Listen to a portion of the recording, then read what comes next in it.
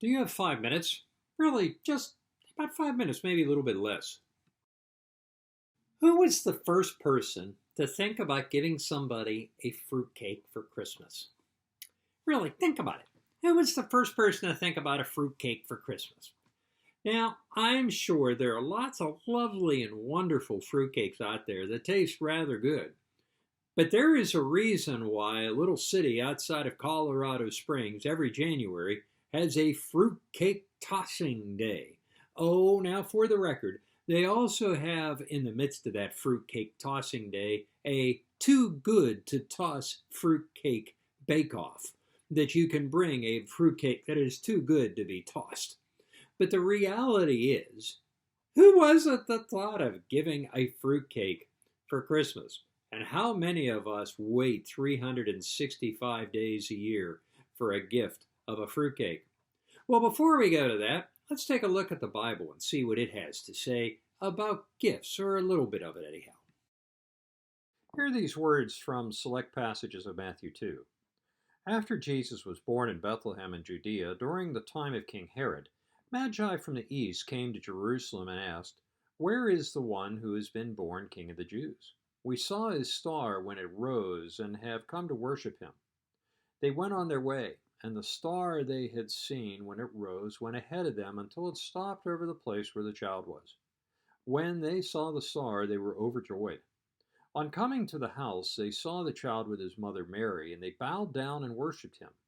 Then they opened their treasures and presented him with gifts of gold, frankincense, and myrrh. Well, fruitcake does not appear anywhere in the Bible.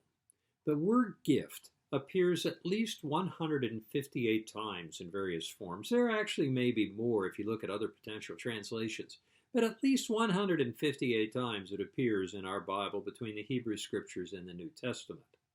Our passage this morning is drawn from the Gospel of Matthew, and in it, some would argue we see the very first gifts of Christmas. It's actually Epiphany, if you really want to be honest, the church holiday. But it is the wise men, the Magi, bringing the gifts of gold, frankincense, and myrrh to Mary and her family, and especially the Christ child. It is a lovely thing, although I would argue those were not the first gifts of Christmas. The first gift of Christmas is clearly the gift of God sending his Son, Christ Jesus, into the world. But as you and I are looking forward to the giving of gifts and to the receiving of gifts, this is an important time of year. First and foremost, the gifts that are given in the Bible are always given to try to please the other person, to meet what they would need and what would make them happy. So I think first and foremost, as we make our way towards Christmas and the holidays and the gift giving that we have, that we need to first and foremost consider what the other person would want.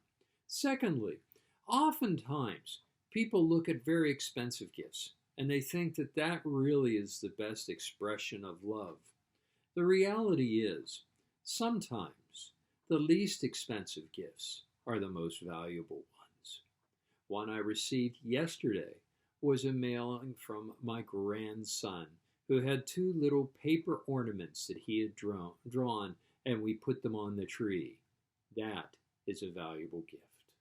Another valuable gift that I wish I could have today were those handmade mittens that my grandmother made when I was a little boy, and they would keep my little tiny hands warm out in the cold and the snow of western Pennsylvania. Those were valuable gifts. But here is something else.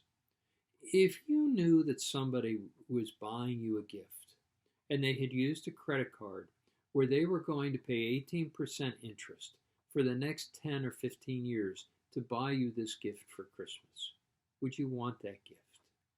My guess is you would not.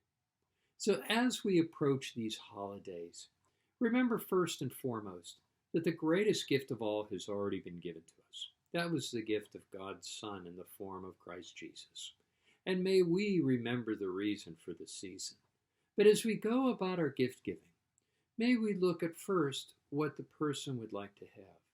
And second of all, not be so worried about the price of the gift, but rather what it means from our heart to theirs. Because sometimes The cheapest gifts, in terms of expense, are the most expensive gifts because of the love that comes with them. Have a wonderful Advent, and God bless you this week.